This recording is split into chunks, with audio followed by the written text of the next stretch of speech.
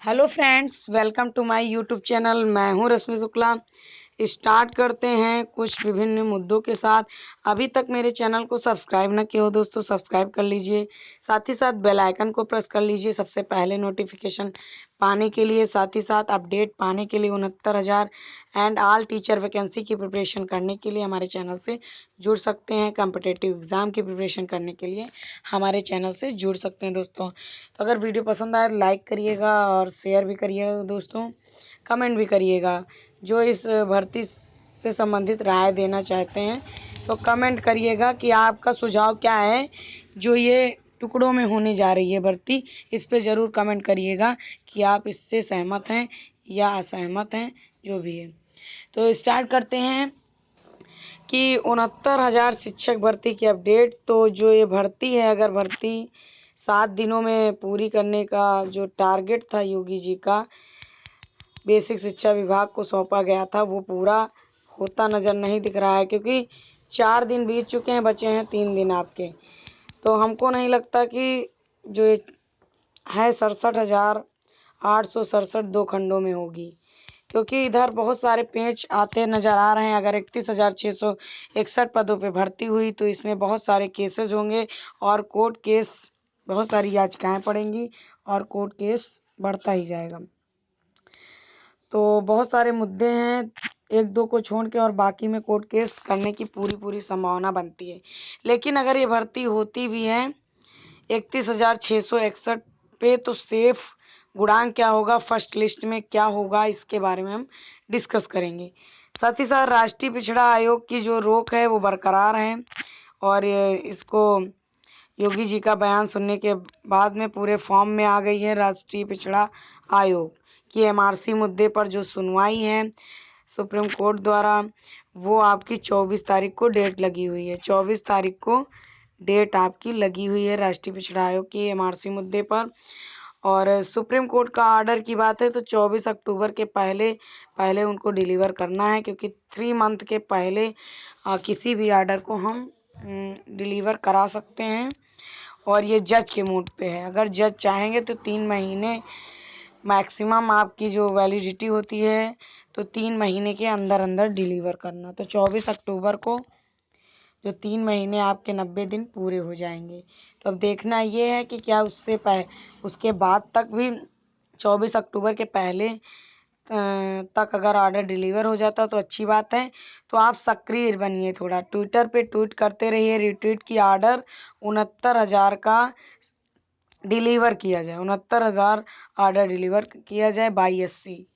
तो उस पर इतना ट्रेंड कराइए, इतना ट्रेंड कराइए, जैसे बेरोजगारी का ट्रेंड कराया। तो 31,661 पदों पर आपकी भर्ती प्रक्रिया को सुचारू रूप से करने के लिए कतिपय रेडी हुई हैं सरकार, जो आपकी मतलब 7 दिन में भर्ती कराई जा सके योगी सरकार द्वारा, ऐसा आया। तो अब ऐसा आ जाए कि 67,867 को नियुक्त पत्र मिले, तो ये तब संभव है। 67,867 का तब संभव हो सकता है जब आपका ऑर्डर आ जाएगा। ऑर्डर आ जाएगा तो जिसका जिसका चयन हो चुका है, तो 67,867 सभी का एक साथ नियुक्त पत्र मिले तो बहुत अच्छी बात है। इसमें किसी को ना निराशा हाथ लगे ना ही खुशी। क्योंकि निराश वो बच्चे हैं जिनका लिस्ट में नाम नहीं आ रहा है 31,661, और खुश वो बच्चे हैं जिनका 31,661 में। तो अगर सब कुछ साथ में हुआ तो सब कुछ साथ में हो तो ज़्यादा बेटर है। अब देखते हैं। और अगर सही रूप से क्या गारंटी है कि जो सुप्रीम कोर्ट से फैसला आएगा वो हक में आएगा, या 60-65 के हक में आएगा, या विपक्ष के हक में आएगा, या 40-45 आएगा, या बीच का रास्ता निकलेगा। तो जो सेकंड लिस्ट है उसमें कोई अपने आप को श्योर नहीं कह सकता कि मेरा हो जाएगा। इतना 2 साल मानसिक प्रताड़ना के बाद भी आप लोगों को टेंशन है। क्यों है? क्योंकि ये क्लियर ही नहीं हो पा रहा है। जो मान लो फर्स्ट शिफ्ट में काउंसलिंग हो जाती है, नियुक्त पद बढ़ जाते हैं 31,661, जो बाकी के बचे पद हैं 37,339, क्या उसमें नियुक्त हो पाएगी 60-65 पे? इसके आसार पूरे बन रहे हैं या नहीं बन रहे हैं। तो ये कहा नहीं जा सकता जब तक ऑर्डर नहीं आता। तो अगर ऑर्डर आ जाए तो ये प्रक्रिया दोनों साथ में चले, 67,867 पूरी सीटों पे, तो बहुत ही अच्छा बहुत ही अच्छा रहेगा। 24 अक्टूबर तक और इंतज़ार किया जा सकता है सरकार के द्वारा।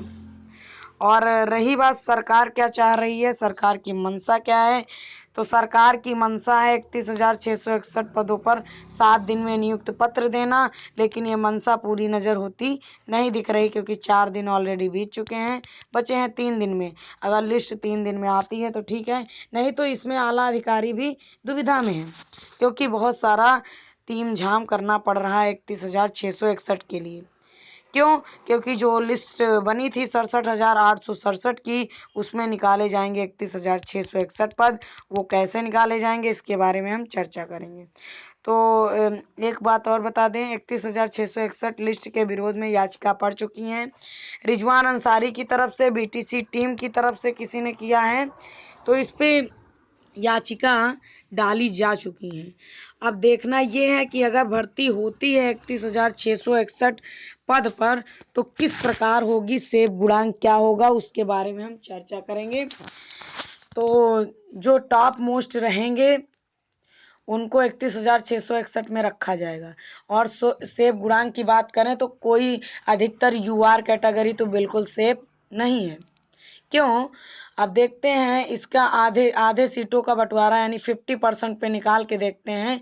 34,000 समथिंग आपकी थी 67,867 में यूआर कैटेगरी।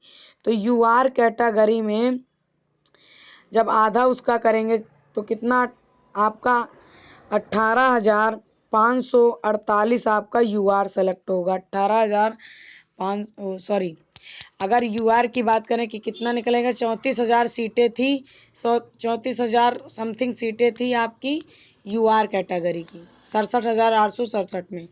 तो वैसे इसका हाफ आपका 15,848 सीटें हो जाएंगी किसकी, यूआर के खाते में, यूआर के खाते में। तो 15,848 में 8,000 शिक्षा मित्र हो गए, 8,018, तो 8,018 शिक्षा मित्र हो गए। बचे आपके कितने, 7,000 समथिंग। तो 7,000 में फाइट है। तो आप सोचिए 7,000 में फाइट है, तो जो जिसका रैंकिंग 67,867 में 14,000 के ऊपर है, वही अपने आप को सेफ माने। जिसका रैंकिंग यूआर कैटेगरी में 14,000 है 67,867 में, यानी स्टेट लेवल की जो रैंकिंग है वो 14,000 के ऊपर है, वही अपने आप को 31,661 में सेफ माने। यूआर कैटेगरी 14,000 के ऊपर रैंक वाले अपने आप को सेफ माने, और बाकी अपने आप को बिल्कुल सेफ ना माने। आप इस भर्ती में, यानी आप सेकंड लिस्ट में आएंगे, फर्स्ट लिस्ट में वही आएगा जो 14,000 के ऊपर होगा, यानी 13,000 समथिंग, 14,000 तक के बच्चे ही 31,661 में सेलेक्ट होंगे यूआर कैटेगरी की। तो ये बिल्कुल बात मन में निकाल दीजिए कि जो 31,661 है उस हिसाब से आपकी रैंकिंग है, तो उस हिसाब से आपका चयन होगा। तो आपका चयन उस हिसाब से कभी भी नहीं होगा रैंकिंग के हिसाब से, क्योंकि इसमें कैटेगरीज वाइज डिस्ट्रीब्यूशन होगा और इस आधार पे ही मेरिट लिस्ट बनाई जाएगी। तो जो मेरिट लिस्ट बनाई जाएगी कैटेगरीज वाइज, तो आपका यूआर, ओबीसी, एससी, एसटी शिक्षा मित्र को ध्यान में रख के, आरक्षण को ध्यान में रख के बनाई जाएगी 31,661। तो 14,000 के ऊपर वाले रैंक अपने आप को यूआर में सेफ माने। यूआर में क्योंकि ओवरलैपिंग होगी, सभी लोग उसमें जाएंगे। यूआर कैटेगरी में आपका ओबीसी भी जाएगा, एससी भी जाएगा, एसटी भी जाएगा, जिसका हाई मेरिट है, अच्छा गुणांक है। तो 14,000 के ऊपर वाले अपने आप को सेफ माने यूआर में। अब ओबीसी की बात करें तो ओबीसी की रैंक की बात करें तो 34, जिसका 33,000 रैंक था, 33,000 समथिंग तक, वो अपने आप को सेफ माने। यानी 33,000 के ऊपर वाले ओबीसी अपने आप को सेफ माने, जिसका रैंक स्टेट लेवल का था। 33,000 के ऊपर वाले अपने आप को सेफ माने ओबीसी, जिसका रैंक स्टेट लेवल 67,867 में था। इसी तरह जो आपका एससी है, एससी आपको 45,000 के ऊपर वाले अपने आप को, 44,000 के ऊपर वाले अपने आप को सेफ माने। और बाकी एसटी तो आपके जो एसटी हैं उनका 59,000 तक के अपने आप को 59,000 के ऊपर वाले रैंक वाले अपने आप को सेफ माने। ये आंकड़ा हम किस आधार पे दे रहे हैं? ये आरक्षण को डिस्ट्रीब्यूट करते हुए ये हम आंकड़ा दे रहे हैं। आरक्षण नियमों को लगाकर ही बताया जा रहा है। आपकी रैंक, आपका जिसका चयन होगा वो आप बाद में समझ जाएंगे। तो ये समझ में आ गया होगा कि 31,661 में सेफ गुणांक या सेफ फर्स्ट लिस्ट में कौन होगा। तो ये मान के चलिए 74 प्लस वाले अपने आप को सेफ माने। यूआर कैटेगरी में 74 प्लस वाले अपने आप को 74 75 75 74 75 वाले अपने आप को सेफ माने यूआर कैटेगरी में। और आपका ओबीसी कैटेगरी में 69 और 70 प्लस वाले 69 और 70 प्लस वाले अपने आप को सेफ माने। और SC ST में देखा जाए तो 67 प्लस वाले SC अपने आप को सेफ माने। ST 66 प्लस वाले अपने आप को सेफ माने। तो ये है गुणांक के आधार पर और वो है आपका रैंकिंग के हिसाब से। अब आप अपना अंदाज़ा लगा सकते हैं आपका इस लिस्ट में, पहली लिस्ट में नाम है या नहीं। क्योंकि यूआर में बहुत ज़्यादा फाइट, ये शिक्षा मित्र आ जाने के कारण 8,018 तो बचती हैं 7,000 सीटें, जो कि टॉप मोस्ट बच्चे को उठाया जाएगा। और रैंकिंग 14,000 के ऊपर है आपकी, तो अपने आप को सेफ माने। ठीक है दोस्तों। और राष्ट्रीय पिछड़ा आयोग की जो MRC मुद्दे पर सुनवाई 24 सितंबर को है सुप्रीम कोर्ट में। और सुप्रीम कोर्ट का आर्डर 24 अक्टूबर के पहले पहले आ जाना चाहिए। और जितने सारे आंदोलन, धरना एटसेट्रा और विपक्ष, बहुत सारी बातें इसमें लगती चली जा रही हैं और पेच भी लगेंगे और सारे कोर्ट केस होंगे, याचिकाएं पड़ेंगी। और ये भी आसान नहीं दिख रहा है। जो 31,661 पे भर्ती कराना आसान बिल्कुल नहीं है। आला अधिकारी भी इस बात को मान रहे हैं, लेकिन ऊपर से आर्डर है, मंत्री जी का आर्डर है, तो उसे टाला नहीं जा सकता है। तो इसलिए जो अधिकारी गण हैं वो भी चिंता में हैं कि सूची कैसे बनेगी, आरक्षण नियम कैसे लगाया जाएगा, किस बेस पे सूची बनेगी। तो ये तो आरक्षण को ध्यान में रख के बन गया काम, लेकिन आरक्षण लगाना भी तो बहुत सोचने की स्थिति है। क्योंकि 67,867 में अगर थोड़ी सी भी गलती होती है तो उस पर कोर्ट केस बनना तय है। तो आरक्षण नियम को ध्यान में रख के भी अगर लिस्ट बनेगी तो इसमें सबसे ज़्यादा नुकसान यूआर कैटेगरी का होगा। यूआर पूरी तरह से साफ नज़र आएगा 31,661 में। जब सेकंड काउंसलिंग यानी जब ऑर्डर आ जाएगा, अब ऑर्डर किसके हक में आता है, तब अपने आप को सेकंड लिस्ट में सेफ मानिए। आपका चयन हुआ था 67,867 में, तो सेकंड लिस्ट में आप सेफ अपने आप को मानिए। फर्स्ट लिस्ट की उम्मीद छोड़ दीजिए, जिसका 14,000 से नीचे है rank state level. UR category के लिए मैंने बताया। ओबीसी 33,000 के जिसका नीचे है वो अपने आप को सेफ मत मानिए फर्स्ट लिस्ट में। और ओबीसी 44,000 के नीचे है तो सेफ मत मानिए। एसटी आपका 59,000 से नीचे है तो अपने आप को सेफ मत मानिए। और गुणांक मैंने बता ही दिया है।